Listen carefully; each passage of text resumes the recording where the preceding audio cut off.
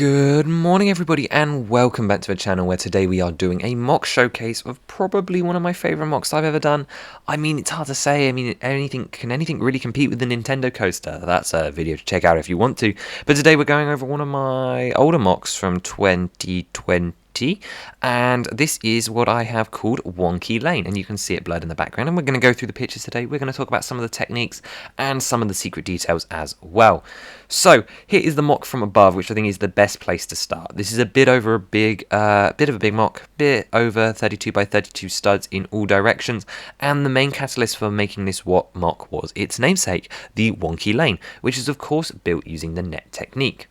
Also, another big thing I wanted to experiment with this one is advanced techniques, so the net technique, and then also my terraining, which was a big focus for this. So the terrain is by far my favourite part of this mock, and the buildings come a bit secondary to that. If I take a look around all four sides, you will see some of the other details in here as well. We've got this nice nature area at the front, but we've also got a water wheel powering what is, in a sense, like a mill. Where they would make bread. This interior is unfortunately not open, as you can see around the back, although you can see a little secret door down to the factory floor below, as well as a tunnel section at the back which is supposed to lead from the bakery to the mill. And then round this side you can see we have a full shop interior on what is a very wonky building, hence the name is twofold for Wonky Lane, and then some more texturing down this side as well. This model is mostly meant to be viewed around the front, however I did add a full interior with 2 floors as well as some extra details, and we will take a close-up look at all of those in a minute. But let's go back to the front. So, the composure of this build is 2 houses on either side of our Wonky Lane, built using the net technique to get those nice angles, which I will show you behind the scenes of later on, with a little farm down to the right and a nature area on the left, as well as a garden at the back. We have our farmer here down by the front, and I've tried to do some photography as well as some just real shots, so you're going to see a variation in photo quality, and he is collecting an egg from a chicken out in his field. You can also see up in the top left we have a nice sand blue and brown building with some rock work as well. And if I go a bit closer on the focus there for you, you can also see someone coming out of our bakery building, as well as all of the jumble of masonry bricks used to construct the ground floor of our mill. Here is our farmer. He is made using a couple of seasonal elements. He's got his dungaree ovals on, and this is a yellow minifigure mock. He's also using a hairpiece from, or should I say a headpiece from the 2017 seasonal vignette with Dracula. So that's that hairpiece. And then here is a close-up on his farm, and once again you can see all of the slopes and wedges that I used to create this farm piece. And actually you may notice it's on an angle. This whole farm element is on a turntable at a certain angle, and there are tiles around the edge so that the crops could be offset in some angled rows just to add a little bit more detail. In fact, at the back you even have a destroyed crop, which is represented by the black plant, and that has obviously wilted or caught a blight. Let's hope his other crops don't. We have some cabbages, some potatoes, and some beetroots, as well as some cherries and a pumpkin, as well as some wheat that is in various stages of development. We also have this sign here, which is made out of some metallic pieces pointing towards the shop, or just the way into town, I guess, because obviously you've got to imagine that the town would continue after this point. And here, of course, you can see how the slope slopes up into some rock work. If you pay big attention to the middle of the screen, you may notice a printed element that's snuck into the rock work, which is very, very snot heavy, and this is actually the lower dress element of the statue in the Dol Guldur ruins from LEGO Lord of the Rings. We've also got some stalactites forming, as well as all the different kinds of snots in all different directions, and that is of course furthered by the top of this rockwork wall, which sort of marks the entrance of the village, where I have used a bar element, which you will see again technique later, to attach lots of different rock elements on sideways to fill up as many of the gaps as possible. Here is the people walking down the road. This is a bit of a bright shot, high contrast, and you can see here the full angle of the road and how much it slopes as it gets to the top. It definitely is a wonky lane. And you can see that perspective down from here. You can see how much it bulges up to the right. Furthermore, you can see that at the top of the road I had to use a couple of plates to straighten in, and that's probably my least favourite part of the mock, is how uncoordinated it looked. So hopefully that will be something I fix if I ever do a mock like this again. We've also got 2 people walking down there who are smiling, and they've got their map and their walking sticks ready to go. She's taking a big long stride with her hat, and she is winking as well. We have 2 ducks in a pond down the side, and they are on the very far left at the bottom of the mill where the river comes out of the water wheel. You've got them here, they're looking happy as ever. and they are just sat on the same technique used for the treehouse water, which actually goes off the edge of the build if you saw earlier. We've also got a nature valley area here as well, using lots of green flower pigments on this darker colour, and I was surprised by how well contrasting between the dark green on one side and the main green on the right side of the fields actually still worked and tied the mock together. You've also got this flower built out of an eggshell with a red flower in the centre, as well as a log that's been from a chopped down tree that is embedded into a hillside. You can see a couple more of those techniques, as well as the river slowly winding its way up to the man-made channel as we progress up towards this building, as well as taking a look at those black clip pieces which are used to represent an iron wrought window. This is a technique I saw in the Ninjago City build, and that is obviously the downstairs area of the mill. Once again, you can see that I've used some dark tan as well as some bright green to sort of overlap onto the road to sort of blend it in just a little bit, as well as add to some hill techniques.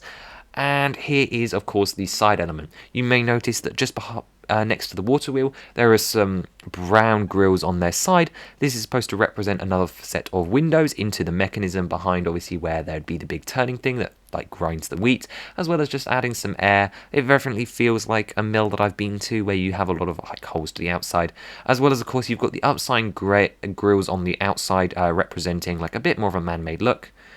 And then here, of course, you can see that masonry work, as well as another window and our wheel, which is actually a bit dilapidated, using different sized plates or should I say tiles, to represent a little bit of a wear on our mill. On the very far end here, the border of the mock is made up using the slope that the water would fall down, and it is a very rickety construction, as this is a medieval society, or should I say like just coming into modern age society. And you can see that they have stuck it all together, and someone has graffitied using the piece from the treehouse. Moving on to our actual building up above, you can see that the ground floor is made up of all the different masonry colours with a bit of olive green to show some moss. You've got these wooden pillars on most of the corners, which goes up to a sand blue floor with all of the wooden outlining, which then goes up to a nice black sloped roof. Down at the bottom, you can see that this building is actually on an angle, particularly on the ground floor, and you've got this trapdoor which goes down into the world below, or acts as a balcony. You've also got a barrel up front, as well as a little dead bush and some stuff falling off the side of the wall.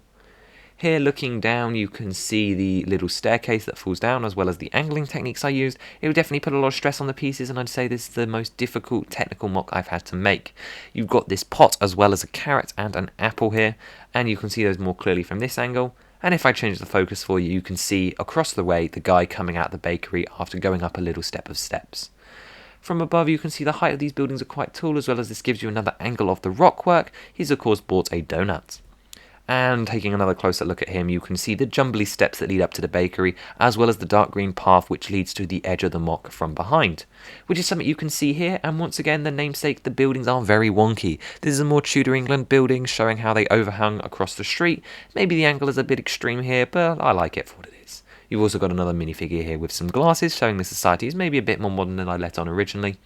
But regardless of that, you can see the back area a bit more clearly when she is removed, getting a closer look up at that barrel outside the front door, as well as the little garden with the gate and the little bird waiting to be fed some birdseed. There's also a little bottle that's been abandoned, maybe that's for the milkman. And you can also see the end of the road here, where the cobble path gives way to the grass street, and you can see all the different techniques I've used to make that up.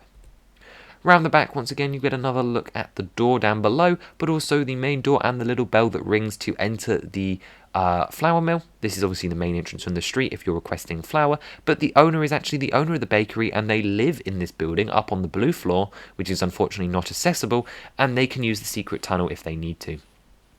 The whole of this yellow building where the bakery actually exists is all very wonky. You can see the shales on the roof made up of different cheese slopes at different angles, and the whole thing is not pressed down fully in order to give a bit of an effect. You can also see above that the brown lines that represent the wood that would holding up this support, which I guess is more of like a wadded together building, is all at an angle, showing its dilapidation. And once again, you can see our highwayman here, who has a very angry face on. Here's another close-up of the roof. You can see that there is even a green vine hanging out. And he has a smokestack from all of the cooking he's been doing in the basement, and this is built using Santa beards and some wispy smoke elements. The other smokestack, which you can see on the black roof house, is using the ice cream cone pieces, and I tried to stack them on top of each other, but they kept falling off. And then moving on to our interior shots, you can see how the corner here curves around using some elements, as well as showing us the inside. Downstairs is the cooking area where he's making up all of his pastries, and upstairs is our shop floor. Down below the main entrance though, we have this spooky little corridor, which you can clearly see in this very badly photographed shot. This is actually using a curved wall technique, which is commonly used to make towers, and it is put on its side to create a very sewer-like tunnel wall, and you can see the cobwebs sticking through there as well. On the upper floor, they have some decoration as well as some mugs on display. Looks like they've been out and about or made the mugs themselves, as well as a life-size gingerbread man. I wonder why he's here. You can see him a bit more clearly here, and there's actually another Easter egg up here, which we'll get to in a moment. Yeah, but down on the shop floor, we have a customer looking at the different cakes and pastries. Off the top of my head, I can see some swirly candies, some Viennese whirls, and some jammy dodgers, as well as some bigger cakes, a croissant leaning up against the window, some bread, some pies, and of course, a cream pie. From above, that is a bit more clear. You can see the bread is indeed resting in a bucket, and that croissant is making full use of that wonky wall to make a big and cluttered display. And up top, you can see a better idea of this room. It's nice and tall. There's a chain hanging from the ceiling. Maybe there'd be pots and pans hanging from that in a different world. And you can actually see the window technique up in the top left, which is actually using windows on their side to create a more scattered approach. Up in the attic, we have a little weed growing as well as a tarantula. And the last Easter egg is, of course, the bakery's storage, which seems to have collected a Gomtroid. I wonder how this got here, as well as a cornflake box. Everyone needs their cereal. Down below, of course, we have our baker who is preparing to bring the next batch of tarts up the stairs. And he has some bottles and bags under his stairs, which are obviously storage for ingredients for his bakery. Maybe the bag is even supposed to represent some flour coming over from the flour mill, but you've also got a donut on the stairs which he must have dropped, as well as a bowl where he's mixing up some filling, as well as a big oven as well at the back. You can see the glowing embers, although it is very difficult. You can also see his paddle for his oven, as well as some scissors, or maybe those are some tools. There's some binoculars on the floor, as well as some random bits, and then you can also see the black door which takes you over to the mill. Some behind the scenes shots you can see here inside the blue building and how it was constructed. It was a very snot heavy building, and unfortunately there was no room for an interior, especially given the angle from below. I wanted to focus on structure, and when I was disassembling this mock I wanted to show you inside, and I apologise for the bad quality of that.